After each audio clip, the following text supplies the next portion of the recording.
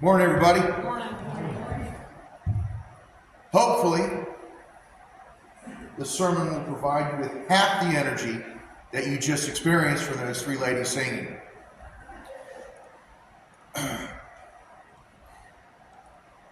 Today, we gather to explore one of the foundational principles of our Christian journey, faith. Faith is more than just belief. It is a trust in the unseen, a confidence in God's promises, and a steadfast assurance that He is who He says He is. As Hebrews chapter 11, verse 1 declares, "Now faith is the assurance of things hoped for, with the conviction of things not seen." Faith, and not by sight, is how faith transforms us and how we can strengthen our faith in our daily lives. The biblical definition of faith is described as an assurance and its conviction. It's not based on what we physically see or touch, but on God's unchanging word. And this assurance gives us hope and confidence to face the uncertainties of life. Abraham's faith led him to obey God's command to leave his homeland, not knowing where he was going. Noah built an ark in reverent fear of God, trusting in His promise despite the lack of rain. And these examples remind us that faith requires action, often in the absence of evidence. Faith transforms our perspective when we walk by faith. And because of that, our perspective shifts. We no longer focus on the challenges and the uncertainties, but on God's promises. As Paul writes in the second book of Corinthians, chapter 5, verse 7, "For we walk by faith, not by sight." Consider Peter walking on the water. While his faith allowed him to step out of the boat, doubt caused him to sink. Faith empowers us to overcome fear when our eyes are fixed on Jesus. And Isaiah reminds us, "Fear not, for I am with you. Be not dismayed, for I am your God. I will strengthen you. I will help you. I will uphold you with my righteous right hand."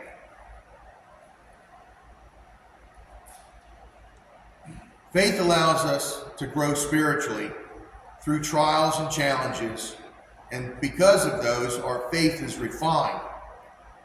In the book of James, chapter 1, verses 2 and 3, encourages us to count it all joy when we face trials, knowing that the testing of our faith produces steadfastness.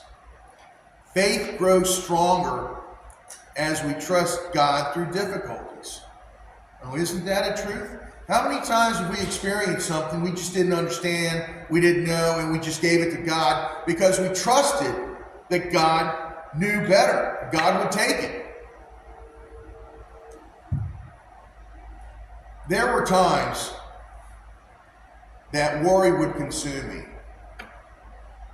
And I had my trials and tribulations, as we all have. And I'll never forget this day. I was driving down Todd's Lane, and there was a church that had a marquee. And for those of you that don't know what that is, that's a sign where they can change it every week. And as I was driving by, I looked at that marquee, and it said a very simple thing: let go and let God. And at that moment, I knew that's what I needed to do. And I said, "Lord, I give it up. I can't deal with this anymore. I'm going to have to give it to you." And this is before I was transformed by this church and being up here. My relationship with God back then was,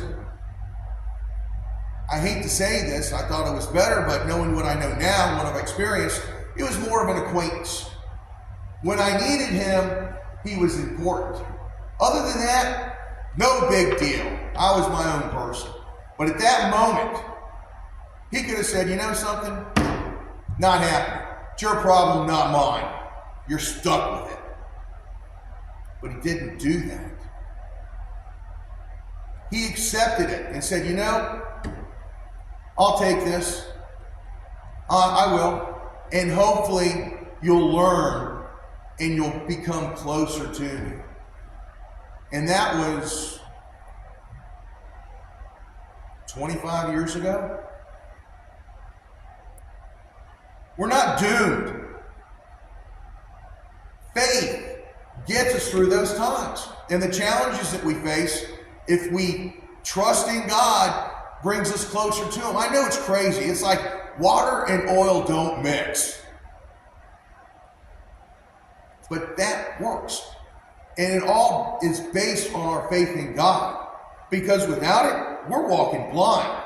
And we're walking on the plank.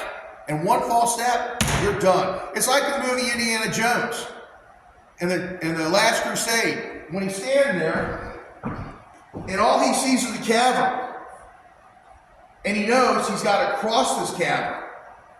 And so he sticks out his foot, and it's like step by faith, step by faith. And so he drops it, and he lands right on that bridge. And he looks at it from a different perspective, and in the movie you can see, there it is all along. It was camouflaged. He didn't know it was there, but he trusted that something was there, and he took that step. And it's that first step that's most important. Walking through those doors. That's the single biggest step anybody can take. And when they get through those doors, then they realize there's something of value, something important, something that will make them stronger, something that will guide them when they need it. Even though they don't need it now, they know they're going to need it down the road. And that's where it's at. And that's faith. That's faith. We need to stay rooted in God's word. Romans 10:17 teaches, so faith comes from hearing, and hearing through the word of Christ. Daily study of the scripture deepens our understanding of God's character and strengthens our trust in his promises. Now, I mentioned about the adult Sunday school that we're having at 10 o'clock. I don't take attendance. It's not that type of Sunday school. If you come, great, we're glad to have you. If you don't, well, maybe you can make it the next time. And I can tell you today, I learned something, not just from the lesson itself, but from the conversation we have. I'm not going to be a teacher and run the lesson. We sit down and we talk about what we learned, how it impacted our lives. And the insight that we all gather from that makes us all stronger. Because when someone sees it from a different perspective, it sheds light, a bright light, like, wow, I never thought of that. Man, and I'm better for it. Prayer is the lifeline of faith. Through prayer, we communicate with God. We lay our burdens before him and seek his guidance. Philippians 4:6-7 encourage us to present our requests to God with thanksgiving, and his peace will guard our hearts and minds. We need to surround ourselves with fellow believers, and that's what we do every Sunday. Community is essential for faith. It urges us to encourage one another and not neglect meeting together. Fellowship strengthens us and provides accountability. And we need to remember God's faithfulness and reflect on how God has been faithful in our lives. Psalms 77:11 says, I will remember the deeds of the Lord. Yes, I will remember the wonders of old. Testimonies of his past provision inspire trust for the future. And faith requires action. Like in Abraham, Noah, and Peter, we are called to step out in obedience, trusting God even when the path ahead is unclear. Faith is the foundation of our relationship with God. It enables us to trust Him in the unseen and empowers us to overcome fear and transforms our lives. And as we go forth this week, let us remember to walk by faith and not by sight, anchoring our trust in God's unchanging word and His perfect promises. I was asked by somebody online what it meant to have a personal relationship with God. So I started to explain it in the terms of a lifelong friend, one you could count on in good and in bad times. And it wasn't connected.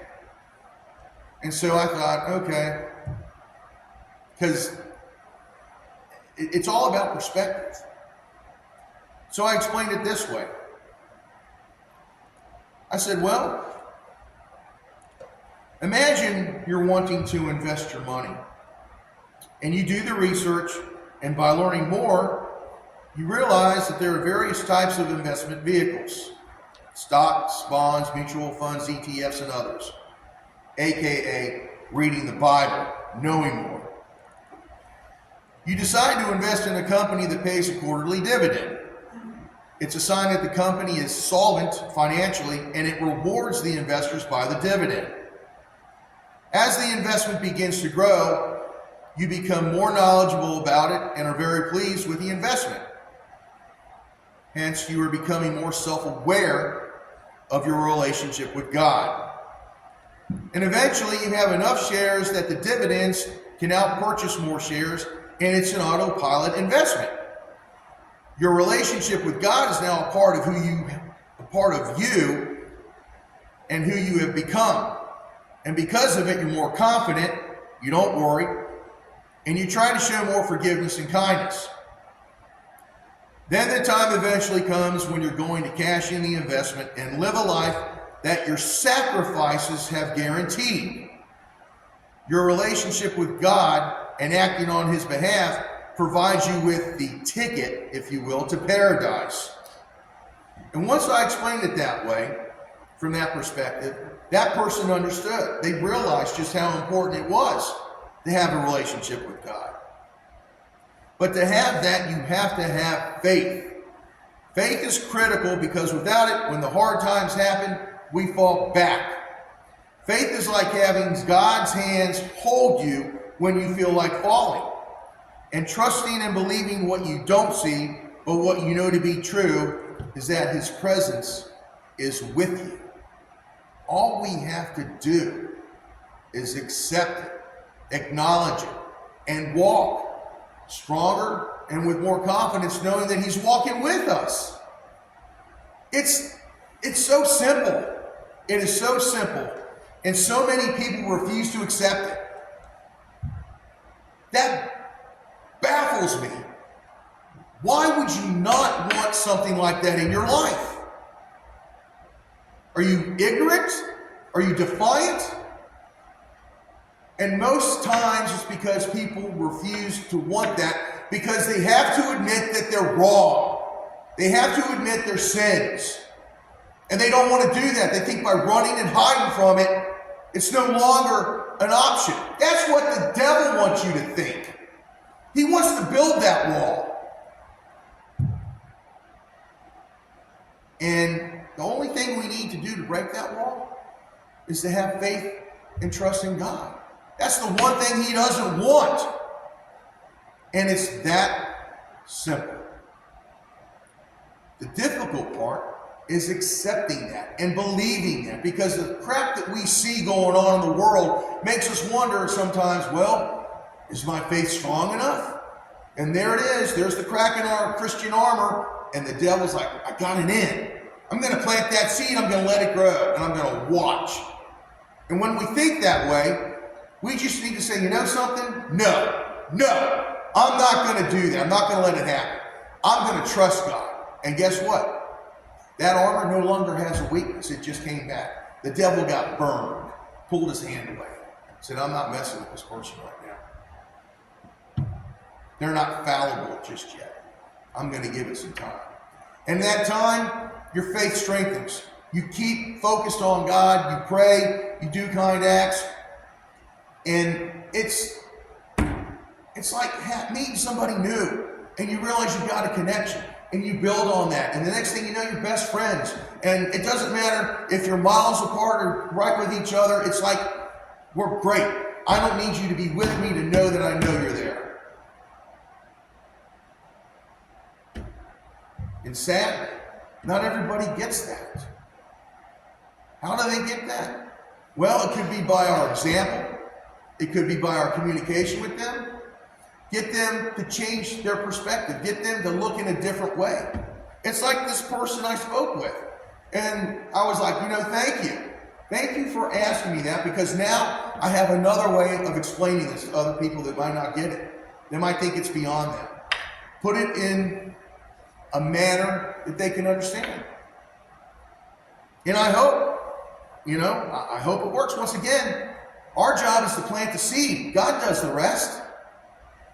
That's it. And we have to have faith, not just in God, but in ourselves, that when that moment happens, we can make a difference. Even though we might not see the end result, the fact is we played a part. And I'm sure if we all look back in our past, there was something that happened that changed us. And I'll close with this. And most of you know this story, but it still sits with me. I was at Busch Gardens, and I had my wallet, and I lost my pass in my wallet. I was scared to death. It was $25 back then, and that was a lot of money back in the early mid-70s. So my friend said, let's go check lost and found, and we did. And the girl there was like, let me check. Oh yeah, here's your wallet. And I was, oh, thank you. So as we're walking away, I opened it up. I'd spent my money, and there was $20 in it. So immediately, thinking like a child, I go back. I'm like, hey, excuse me. This isn't mine. I guess the person that brought the wallet back thought it was their wallet. And of course they didn't. But she smiled. She said that the man that turned this in said, if you came back, want to give that $20. He said he wanted you to enjoy the rest of your day in Busch Gardens. I didn't even know this person. And they put money in my wallet. And to this day, I'll never forget that. And it changed me. And I was like, wow, someone would do something like that? It made me a better person because of that random act of kindness. Just don't ever doubt your ability to have an impact positively on somebody. And I know I've told that story in the past, and I tell stories over and over again, like a broken record. Rip, rip, rip. But those are important. At least they were for me. And I draw from it. And I'm sure that all of us have a story that we draw from.